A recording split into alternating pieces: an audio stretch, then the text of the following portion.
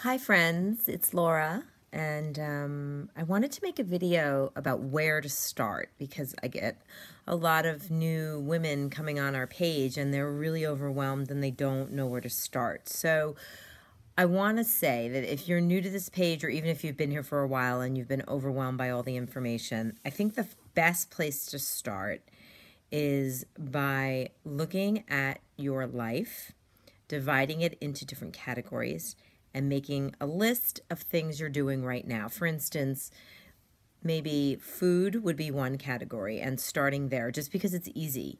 It's tangible, it's something that you have control of. And making a list of the foods that you eat and keeping track for about a week before you change anything.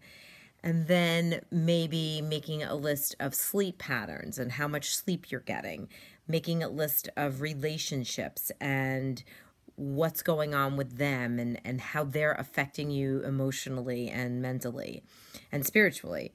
And just making lists of different categories. We call them lifestyle habits that you're doing in your life right now. And just getting a picture of what's going on, because it's hard to say that it's your fault, and I'm not blaming you for this condition or saying that you purposely did this, but we have to assume that your body is not balanced, and it's because of the choices that you've made up until now in your life. So I think it's really important to take an inventory of everything you've done and what you're doing right now. And I think that's a really good place to start. I think, try not to think supplements, try not to think juicing, try not to think fasting, try not to think taking things out yet.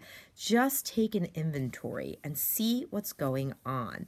And then after you take this inventory and you become aware of things in your life, maybe taking like a red pen and circling the things you'd like to eliminate because they're not doing you good.